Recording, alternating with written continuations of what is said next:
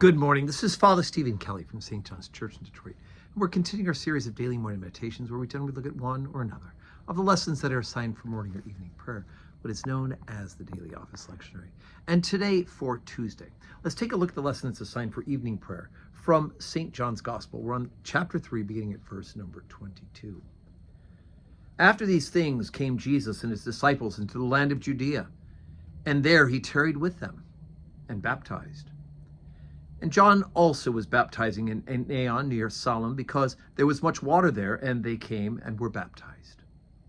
For John was not yet cast into prison. Then there arose a question between some of John's disciples and the Jews about purifying. And they came unto John and said unto him, Rabbi, he that was with thee beyond Jordan, to whom thou bearest witness, behold, the same baptizeth, and all men come to him. John answered and said, A man can receive nothing except it be given him from heaven. Ye yourselves bear me witness that I said, I am not the Christ, but that I am sent before him. He that hath the bride is the bridegroom. But the friend of the bridegroom which standeth and heareth him rejoiceth greatly because of the bridegroom's voice. This my joy, therefore, is fulfilled. He must increase, but I must decrease. He that cometh from above is above all. He that is of the earth is earthly, and speaketh of the earth. He that cometh from heaven is above all. And what he hath seen and heard, that he testifieth, and no man receiveth his testimony.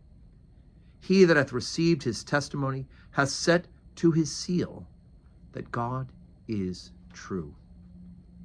For he whom God hath sent speaketh the words of God, for God giveth not the Spirit by measure unto him. The Father loveth the Son, and hath given all things into his hand. He that believeth on the Son hath everlasting life, and he that believeth not the Son shall not see life, but the wrath of God abideth on him. Okay, so on Sunday we heard St. Mark's account of the baptism of Jesus. According to St. Mark, very simple, okay, straightforward, where we heard God the Father speaking, this is my beloved Son. We hear the God the Holy Spirit lighting upon Jesus, and of course Jesus himself being the Son of God, that wonderful image of the Trinity. Now here we have John's account of John after the baptism. Jesus is ministering, John is still ministering, and they come to him and they're like, hey, look, the guy's in competition. He's over there doing some baptizing as well. What's going on? And John says, look, I told you already, I'm not the Christ, he is, and gives this wonderful tribute about who the Christ is, that he is the Son of God.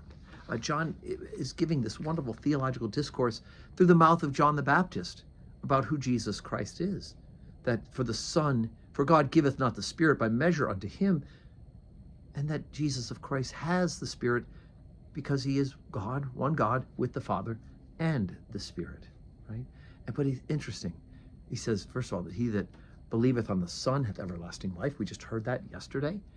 And we hear that God came into the world, not to condemn the world, but that the world may be saved through him.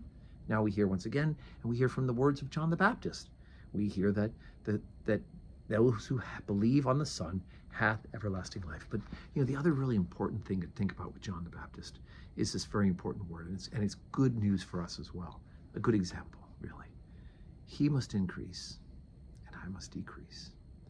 And the more and more we look to serve Jesus Christ, the more and more we look to love him, be remade into his image, we need to echo those same words as John the Baptist, right? We must decrease so that God in us can increase, that we can share the good news because we're becoming more and more like him.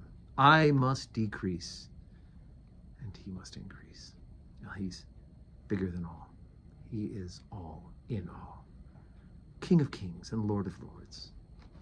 Let us fall down and worship him. Today, Tuesday, 12:15 Holy Communion, 4 o'clock evening prayer. Please be careful out there with these bitter cold temperatures.